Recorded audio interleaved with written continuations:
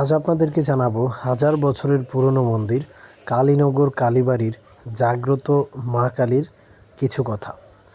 ফরিদপুর জেলার বোয়ালমারী থানার রূপপাত ইউনিয়নের কালীনগর বাজার বা কালীনগর গ্রামের পাশেই কালীবাড়ির এই মন্দিরটি অবস্থিত।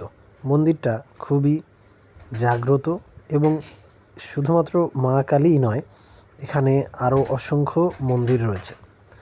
এখানের প্রধান পুরোহিত হচ্ছেন আমার দাদু নারায়ণ কৃষ্ণ চট্টোপাধ্যায়। তিনি প্রতি শনি মঙ্গলবারে এখানে অনেক ভক্তবৃন্দর সমাগম ঘটে। তাদের মাঝে মা কালীর কিছু মহিমা তুলে ধরেন। তো কথিত আছে যে এখানে মা কালীর কাছে কেউ কিছু মানসিক করলে সেটা খুব দ্রুতই সেই ফলাফলটা পাওয়া যায়।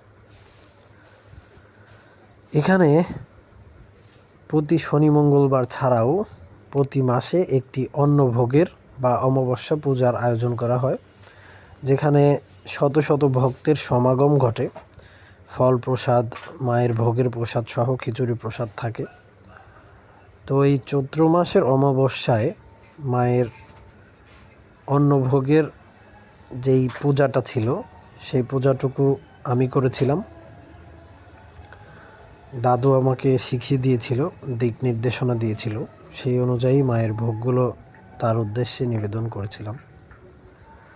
তো এখানে অনেক ভক্তবৃন্দ আসে এবং বছরে একটা সময় এখানে কীর্তন হয়, নাম সংকীর্তন হয়।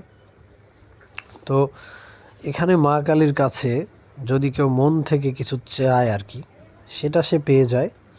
এরকম অসংখ্য প্রমাণ পাওয়া গেছে এবং অনেকেই এসে বলেছে যে আমি মায়ের কাছে এটা চেয়েছিলাম, আমি এটা পেয়েছি। তো প্রতি মাসের এই অন্নভোগে না হলেও 300-400 মানুষ এখানে আসে, নিজেরা প্রসাদ গ্রহণ করে এবং প্রসাদ তাদের বাড়িতে নিয়ে যায়।